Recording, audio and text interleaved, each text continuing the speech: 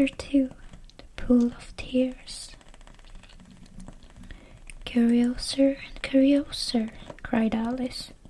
She was so much surprised that for the moment she quite forgot how to speak good English. "Now I'm opening out like the largest telescope that ever was.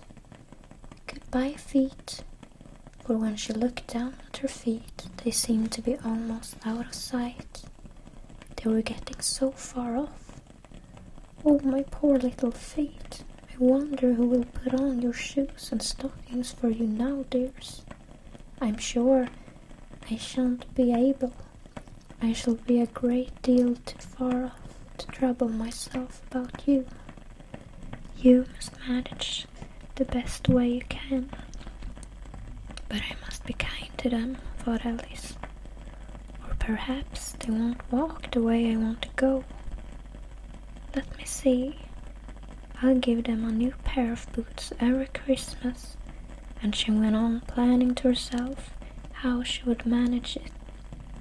They must go by the carrier, she thought, and how funny it will seem, sending presents to one's own feet, and how odd the directions will look.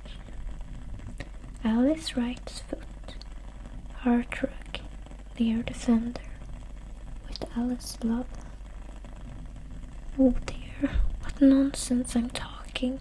Just at this moment, her head struck against the roof of the hall. In fact, she was now rather more than 9 feet high, and she at once took up the little golden key and hurried off to the garden door. Poor Alice! It was as much as she could do, lying down on one side to look through into the garden with one eye. But to get through was more hopeless than ever. She sat down and began to cry again. "You ought to be ashamed of yourself," said Alice. "A great girl like you." She might well say this. "To go on crying in this way. Stop this moment, I tell you." But she went on all the same, shedding gallons of tears, until there was a large pool all around her, about 4 inches deep and reaching half down the hall. After a time, she heard a little pattering of feet in the distance, and she hastily dried her eyes to see what was coming. It was the White Rabbit returning, splendidly dressed, with a pair of white kid gloves in one hand and a large fan in the other. He came trotting along in a great hurry, muttering to himself as he came. "Oh, the Duchess, the Duchess! Oh, won't she be savage if I kept her waiting?" Alice felt so desperate that she was ready to ask help of anyone. So when the rabbit came near her, she began, in a low, timid voice, "If you please, sir." The rabbit started violently, dropped the white kid gloves and the fan, and scurried away into the darkness as hard as he could. Alice took up the fan and gloves, and as the hall was very hot, she kept fanning herself all the time. She went on talking. "Dear, dear, how queer everything is today, and yesterday things went on just as usual. I wonder if I've been changed in the night. Let me think. Was I the same when I got up this morning? I almost think I can remember feeling a little different. But if I'm not the same, the next question is, who in the world am I?" Oh, that's the great puzzle. And she began thinking over all the children she knew that were of the same age as herself, to see if she could have been changed for any of them.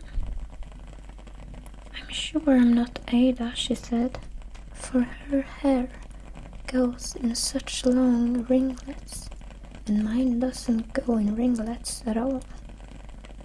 And I'm sure I can't be Mabel, for I know all sorts of things, and she knows such a very little. Besides, she's she and I'm I, and oh dear, how puzzling it all is. I'll try if I know all the things I used to know. Let me see. 4 times 5 is 12, and 4 times 6 is 13, and 4 times 7 is... oh dear, I shall never get to 20 at that rate. However, the multiplication table doesn't signify. Let's try geography. London is the capital of Paris, and Paris is the capital of Rome, and Rome... No, that's all wrong. I'm certain I must have been changed from Mabel. I'll try and say, how doth the little... and she crossed her hands in her lap, as if she were saying lessons, and began to repeat it, but her voice sounded hoarse and strange, and the words did not come the same as they used to do. How doth the little crocodile improve his shining tail, and pour the waters of the Nile on every golden scale? How cheerfully he seems to grin, how neatly spreads his claws, and becomes little fishes in with gently smiling jaws. I'm sure those are not the right words, said poor Alice, and her eyes filled with tears again as she went on.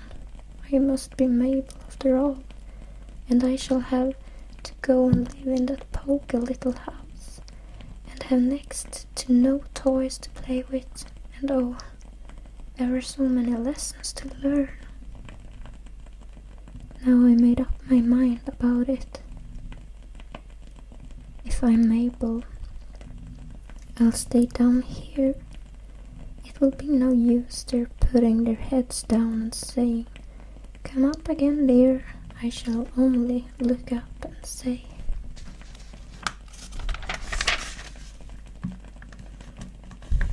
"Who am I then? Tell me that first, and then, if I like being that person, I'll come up. If not, I'll stay down here till I'm somebody else." But oh dear, cried Alice, with a sudden burst of tears, I do wish they would put their heads down. I am so very tired of being all alone here. She looked down at her hands and was surprised to see that she had put on one of the rabbit's little white kid gloves while she was talking. How can I have done that? She thought. I must be growing small again. She got up and went to the table to measure herself by it, and found that, as nearly as she could guess, she was now about 2 feet high, and was going on shrinking rapidly. She soon found out that the cause of this was the fan she was holding, and she dropped it hastily, just in time to save herself from shrinking away altogether.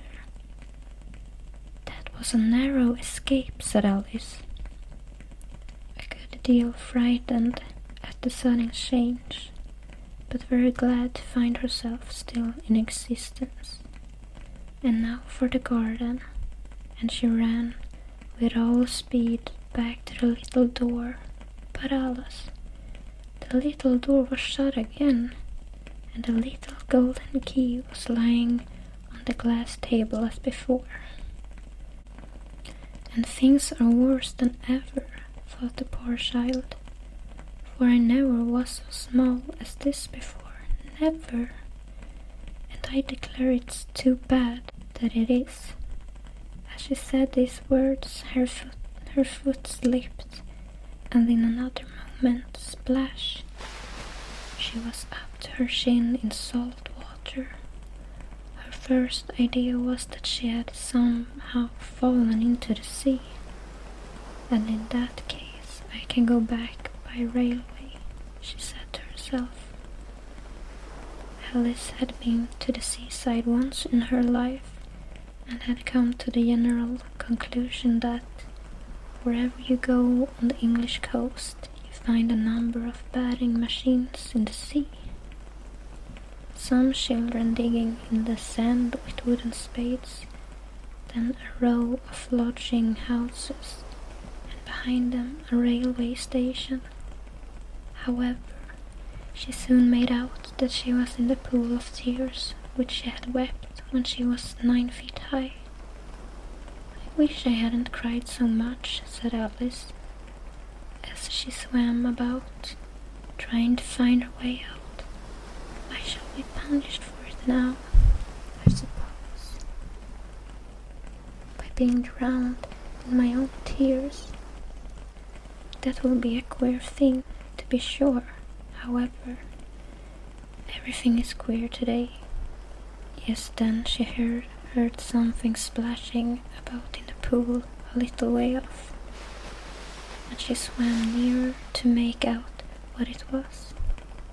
At first she thought it must be the walrus or hippopotamus, but then she remembered how small she was now, and she soon made out that it was only a mouse that had slipped in like herself. Would it be of any use now, thought Alice, to speak to this mouse? Everything is so out of the way down here that I should think very likely it can talk. At any rate, there's no harm in trying. So she began. "Oh, mouse, do you know if the way out of this pool? I am very tired of swimming about here. Oh, mouse." Alice thought this must be the right way of speaking to a mouse. She had never done such a thing before, but she remembered having seen in her brother's Latin grammar, "A mouse, a mouse, to a mouse, a mouse, oh, mouse." The mouse looked at her rather inquisitively and seemed to her to wink with one of its little eyes, but it said nothing.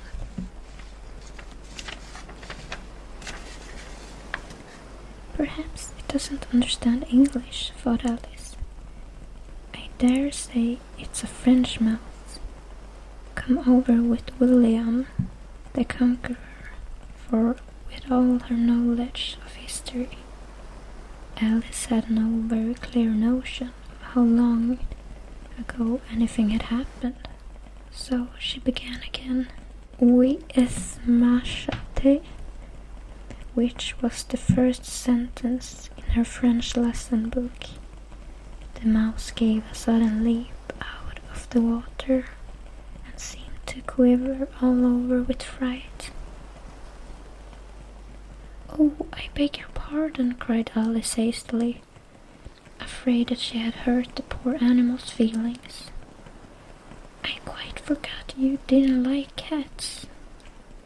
"Not like cats," cried the mouse in a shrill, passionate voice. "Would you like cats if you were me?" "Well, perhaps not," said Alice in a soothing tone. "Don't be angry about it. And yet, I wish I could show you our cat, Dina. I think you'd take a fancy to cats. If you could only see her. She is such a dear, quiet thing." Alice went on, half to herself as she swam lazily about in the pool, and she sits purring so nicely by the fire, licking her paws and washing her face. and she is such a nice soft thing to nurse, and she's such a capital one for catching mice. Oh, I beg your pardon, cried Alice again, for this time the mouse was bristling all over, and she felt certain it must be really offended. We won't talk about her anymore if you rather not. We indeed, cried the mouse, who was trembling down to the end of its tail. As if I would talk on such a subject. Our family always hated cats. Nasty, loud, vulgar things.